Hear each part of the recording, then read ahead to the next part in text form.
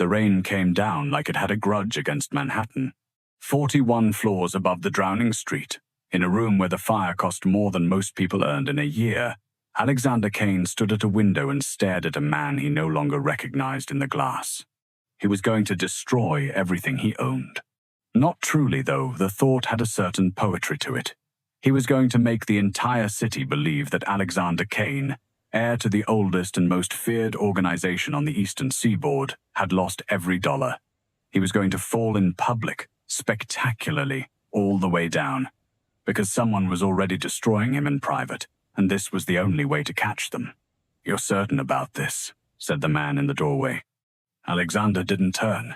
Dominic had run security for the Kane organization since before Alexander inherited it, a former army ranger with a surgeon's calm and a graveyard's discretion. He was the only man alive who could stand in that room and phrase a warning as a question. "I'm certain of nothing anymore," Alexander said. "That's the entire problem." In the firelight, his face was a study in controlled ruin, a hard jaw shadowed by 2 days of stubble, eyes the gray of a January sky. 36 years old and tired in a way sleep didn't touch. "Someone inside my own house is stealing from me, Dominic." He set the untouched scotch down on black lacquer. "Money is moving through channels I built, siphoned off by hands I shook at dinner. Every time I trace it, the trail dies in a wall of shell companies I can't see behind. Whoever it is knows my defenses because they helped design them." He finally turned.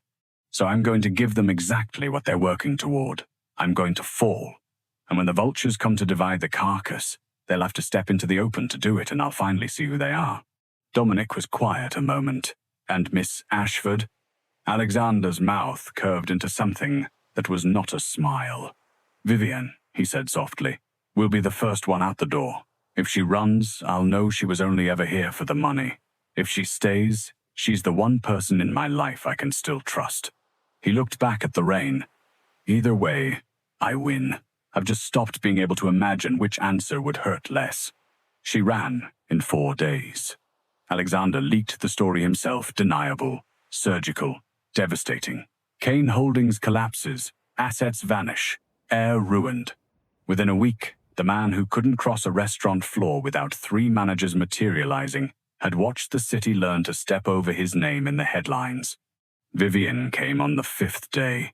Alexander watched her from the shadow of the hall before she saw him, and what he saw broke something quietly in his chest.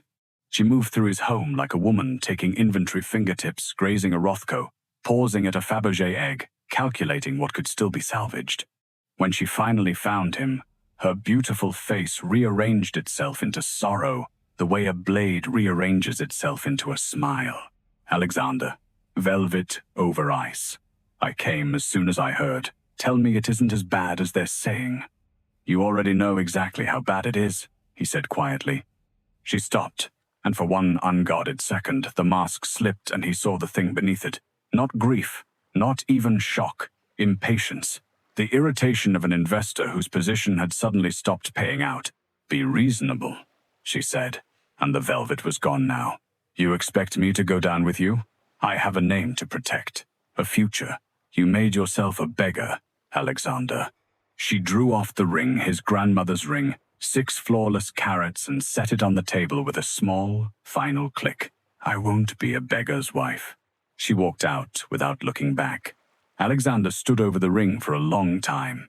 He felt the hollow satisfaction of a man whose worst suspicion had just been confirmed, and beneath it, something colder. Because Vivienne hadn't looked frightened. She hadn't even looked surprised. She'd looked like a woman keeping to a schedule. He filed that away like a knife into a sheath. Then he changed into clothes a dead man might have left behind and walked out into the rain to become no one at all. The Starlight Diner sat on a forgotten corner of Brooklyn where the neon buzzed like a dying wasp and the coffee had opinions about your life choices.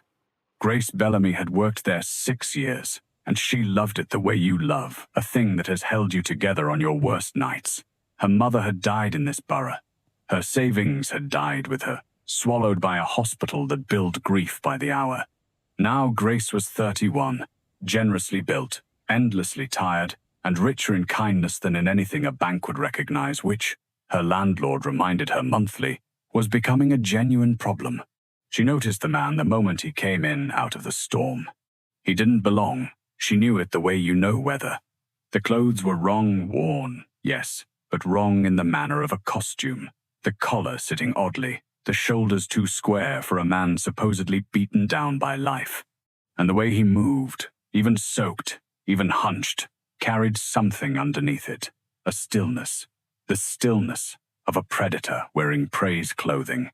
But it was the eyes that stopped her, grey, exhausted, and so completely alone that something in her chest reached toward him before her brain got a vote. He took the corner booth. He ordered the cheapest thing on the menu, black coffee, and counted coins from his palm like each one cost him something. Grace brought the coffee, and 20 minutes later, when he thought no one was watching and his hand pressed flat against his stomach, she brought a plate of eggs and toast and hash he hadn't ordered. "Kitchen misfired," she said, setting it down. "Can't send it back. They'll just toss it. You'd be doing me a favor." Alexander Kane, who had eaten in the finest rooms in 3 countries, looked up at this woman as though she'd struck him. "I can't pay for this," he said. His voice came out rougher than he'd planned. "Didn't ask you to." She was already turning away. "Eat it before it goes cold." He ate, and when he tried, at the end, to leave his crumpled bills on the table, Grace came back, sat down across from him for one impossible moment, and slid the money right back toward him. Her hand covered his warm, work-worn, unafraid.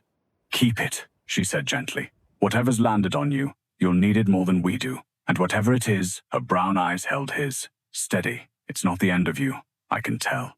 There's still something lit behind your eyes. That doesn't go out just because your luck did." For one of the only times in his adult life, Alexander Kane could not find a single word. He walked back out into the rain, and 41 floors of empire waited for him, and all he could think of was the warmth of a stranger's hand over his, and 4 words he hadn't earned. "It's not the end of you." He came back the next night, and the night after. He told himself it was cover a man in hiding, needed a place to be no one. It was a lie, and he was too intelligent to fully believe it. He came back for her. He learned the shape of her days. She worked doubles she wasn't paid enough for, so the young waitress with the toddler could get home. She knew every regular by name, and every regular's grief by heart. She slipped meals off the books to a homeless veteran 3 nights a week, and lied to the manager about the count. And she laughed, God, she laughed with her whole body, unself-conscious and bright. And when she did, the ugly little diner briefly became the warmest room Alexander had ever stood in. She never once looked at him like he was a wallet. She looked at him like he was a man. "You've got soft hands," she told him one slow midnight, refilling his cup. "For a guy who supposedly hit bottom, you never worked a rough day in your life. Those are indoor hands, careful hands." She said it not as an accusation, but as an amused little mystery, and then she let it go, because Grace understood that everyone was owed their secrets. Whoever you were before all this must have been a whole different world. It was, he said. It was the truest thing he'd said in years. Meanwhile, far above the rain, the trap was closing. Dominic reported each night. With Kane apparently ruined, the thieves had grown bold. Assets were being stripped in the open now, contracts rerouted to the Moreau organization. A rival family, Alexander, had spent a decade holding at the border of his territory. And every thread, every single one, fed back through one node routing the money offshore. A node protected by a name Alexander hadn't let himself believe. Vivienne Ashford. She hadn't left because he was poor. She'd left because his fall was her design. She'd been draining him for 2 years, patiently, from inside his own bed. His fake collapse had simply let her finish the job in daylight with his grandmother's ring in her purse and a rival family behind her, and the plan didn't end at the money. Dominic's people had intercepted enough to see the shape of the rest.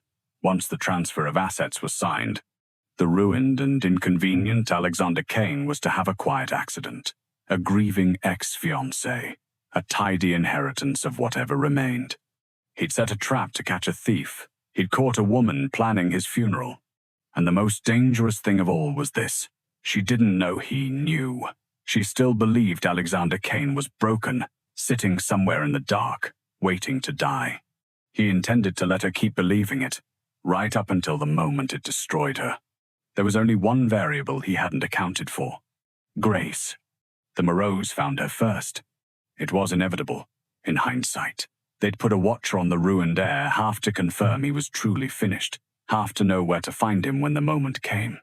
And the watcher reported something odd, that the great fallen Alexander Kane spent his nights in a nothing diner in Brooklyn, talking to a heavy-set waitress like she was the only warm thing left in the world. To Vivienne, that wasn't a curiosity. That was a lever.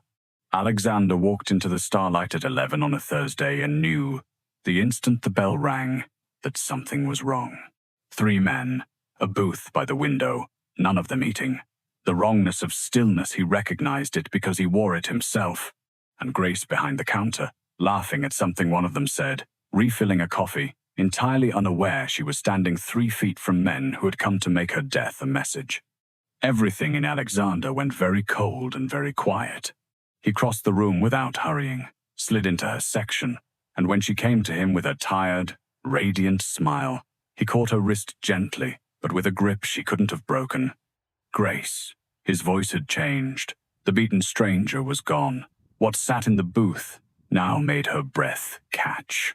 In 60 seconds, I need you to walk into the kitchen, out the back door, and get into the black car that's already waiting in the alley. Don't argue. Don't look at the 3 men by the window. And whatever you hear, don't scream. She stared at him. What? Who are you? I'm the man you fed when you thought I had nothing, he said quietly. And right now I'm the only thing standing between you and those men, so I need you to trust me one more time. Can you do that? For one heartbeat, the whole diner hung on her answer. Then Grace looked into his grey eyes, the eyes she trusted from the first night, and nodded. She never made the kitchen.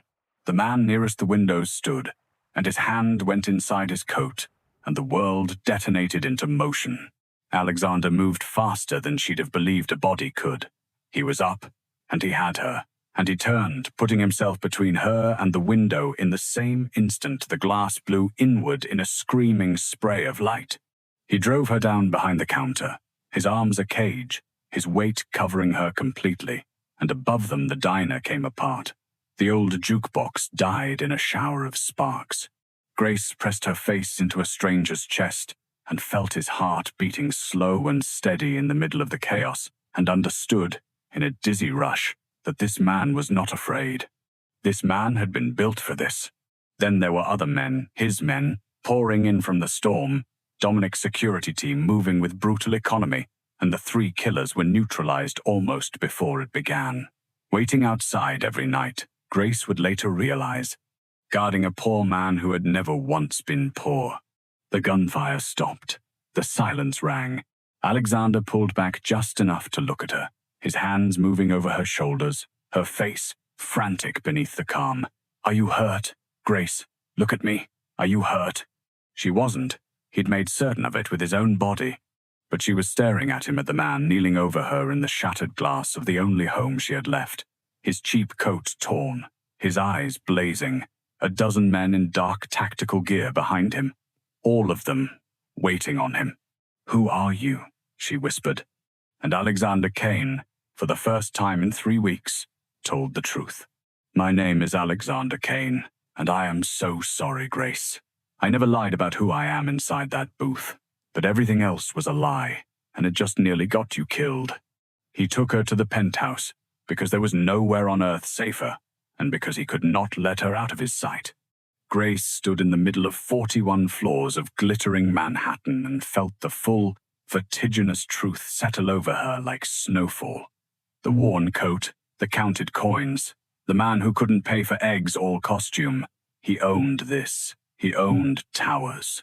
He was one of the most powerful and dangerous men in the city, and she had bought him breakfast out of pity and pushed his own dollars back across a table, telling him it wasn't the end of him.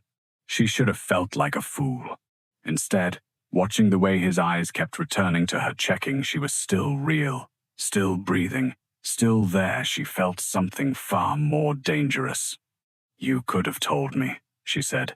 There was a tremor under the anger, but the anger was real. Any of those nights. You let me pity you. You let me pay for your food.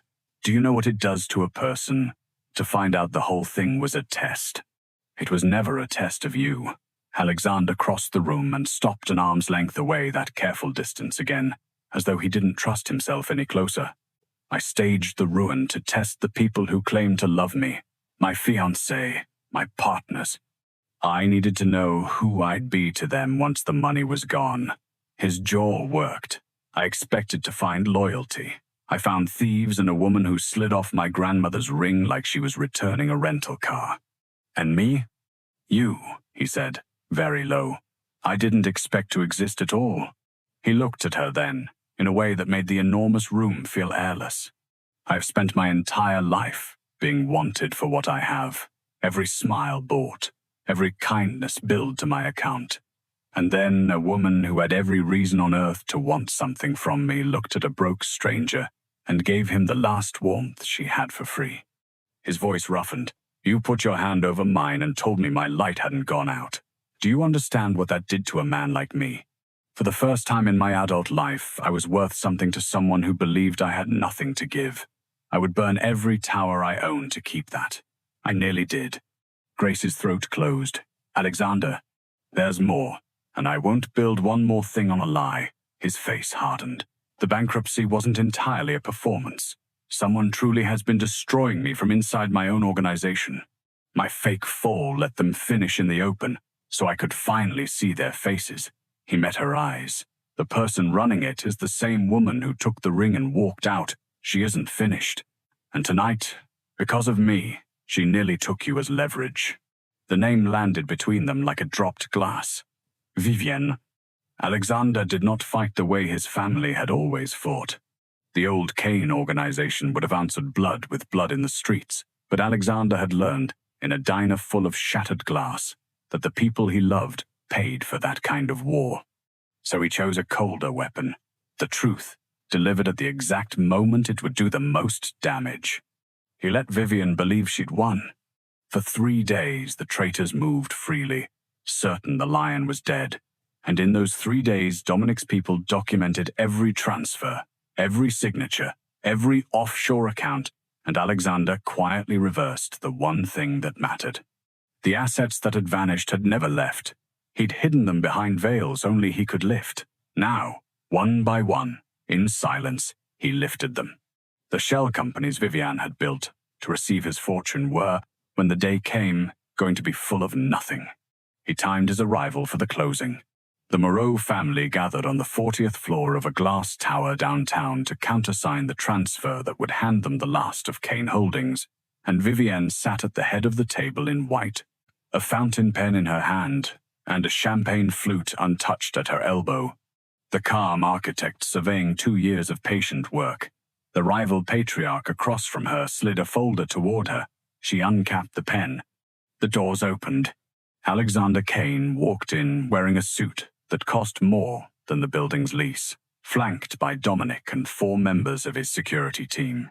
And he was not ruined, and he was not afraid, and he was very much not dead. The room went still as a held breath. Don't stop on my account, Alexander said pleasantly, walking the length of the table. Please, sign. I've waited a long time to watch you sign. Vivienne's face did something remarkable. It cost her visible effort to keep it smooth.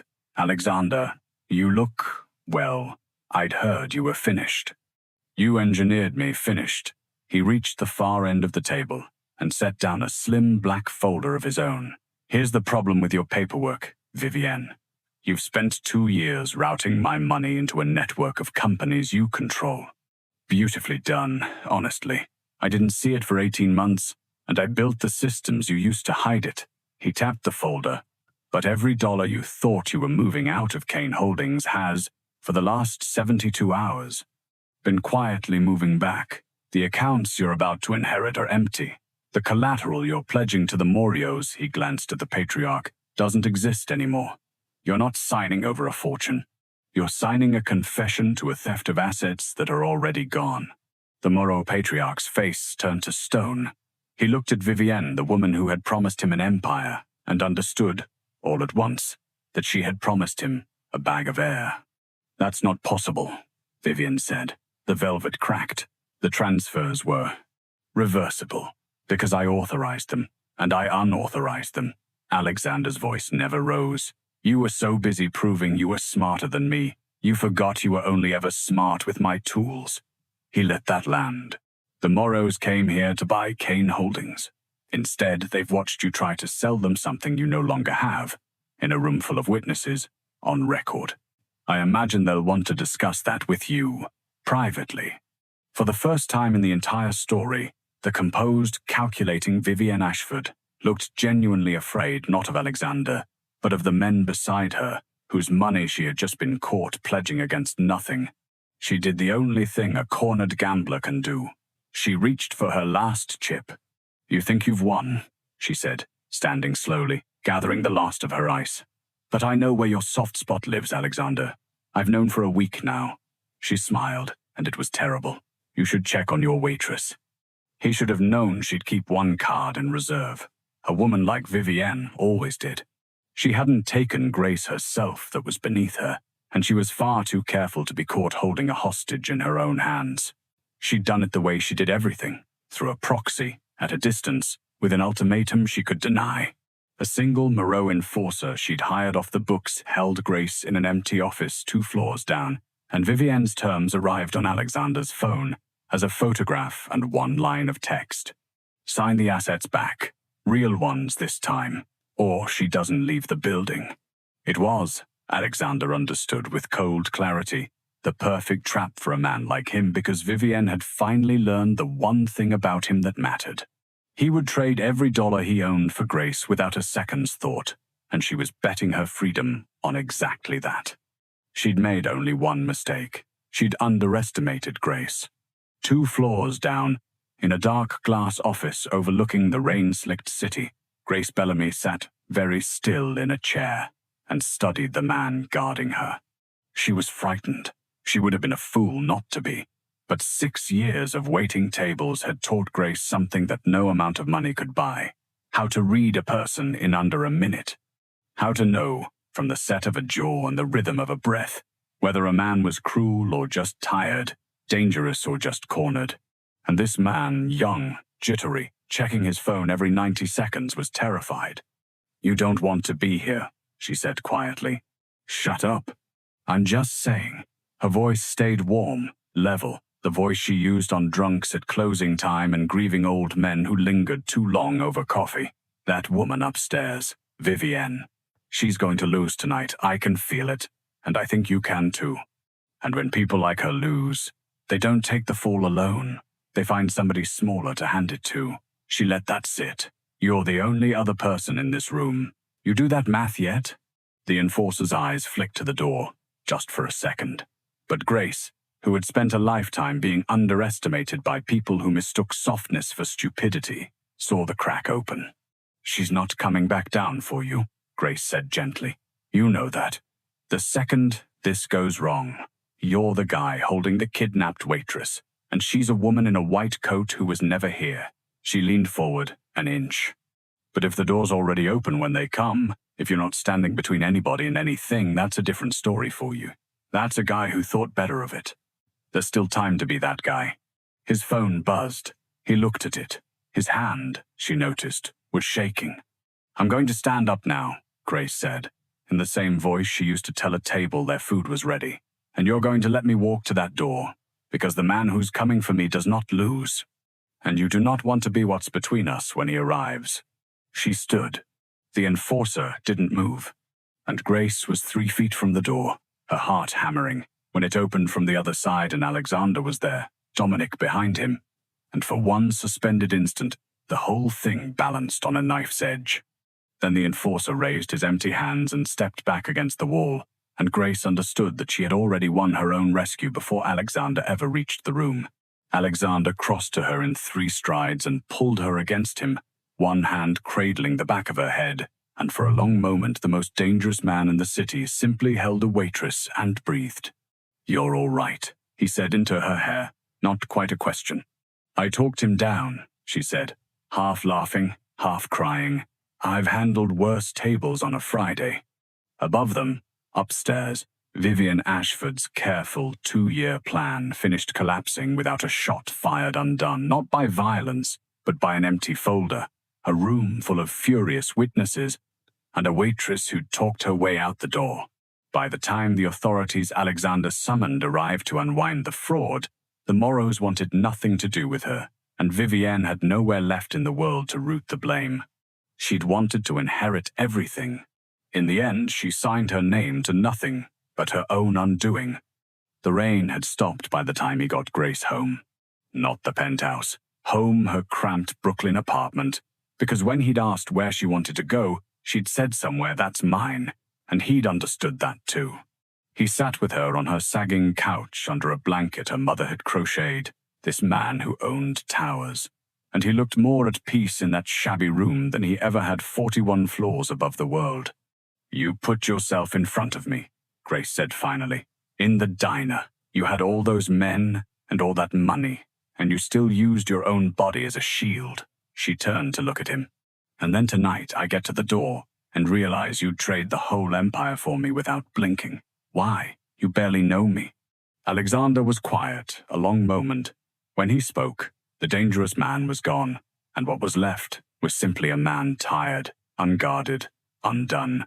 "For 36 years, everyone in my life did the math," he said. "What I was worth, what they could get from me. Vivian spent 2 years running that math to 4 decimal places."